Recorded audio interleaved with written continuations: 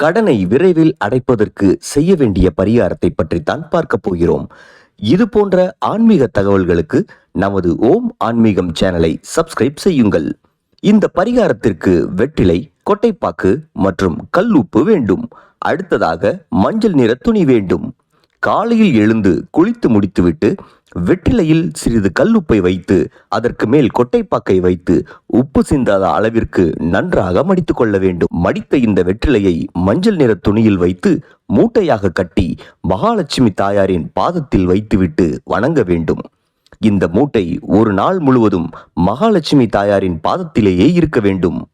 மறுநாள் காலையில் கட்டி வைத்திருக்கும் மூட்டையை பிரித்து அதில் இருக்கும் கல்லுப்பை ஒரு பாத்திரத்தில் சுத்தமான தண்ணீரில் கரைத்து விட வேண்டும். வெற்றிலை மற்றும் பாக்கை அருகில் இருக்கும் பசுவிற்கு கொடுக்கலாம். புதிதாக இதே போலவே மூட்டையை தயார் செய்து மறுபடியும் மகாலட்சுமி தாயாரின் பாதத்தில் வைத்து விட வேண்டும். இவ்வாறு தொடர்ந்து 3 நாட்கள் இந்த பரிகாரத்தை செய்ய வேண்டும். உப்பு கரைத்த தண்ணீரை கால்படாத இடத்தில் ஊற்றிவிட வேண்டும். இந்த பரிகாரத்தை செய்யும் பொழுது மகாலட்சுமி தாயாரின் பரிபூரணமான அருள் கிடைத்து விரைவிலேயே நாம் கடனை அடைத்து விடுவோம்.